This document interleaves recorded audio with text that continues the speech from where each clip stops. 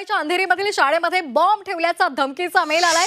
Ran international स्कूलला हा धमकीचा mail आलाय।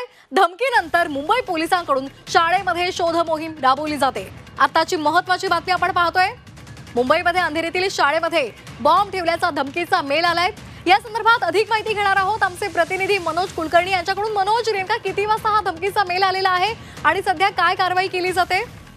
अगदी बरोबर आहे। अंधेरी ओशिवरा या ठिकाणचं रेयान इंटरनॅशनल स्कूल आहे। यामध्ये मोठ्या प्रमाणात मुलं सुद्धा शाळेत आलेले आहे आणि अशातच एक मेल आलेला आहे की शाळेमध्ये बॉम्ब ठेवलेला आहे आणि त्यानंतर शाळा प्रशासनाने याची माहिती पोलिसांना दिलेली आहे। ओशिवरा पोलीस या ठिकाणी दाखल झालेले आहेत आणि त्याचबरोबर एटीसी म्हणजे अँटी टेररिस्ट स्क्वॉड जे असते, बॉम्ब शोधक पथक असते, ते सगळे या ठिकाणी आलेले आहेत आणि कुठे बॉम्ब ठेवला याची तपासणी करण्यात येत आहे। काही मुलांना बाहेर सुद्धा बाजूला काढण्यात आल्याचं माहिती समोर येत आहे। एकंदरीतच हा मेल आल्यानंतर शाळा प्रशासन मध्ये भीती निर्माण झाली होती आणि पोलीस आता याचा सगळा तपास करत आहे।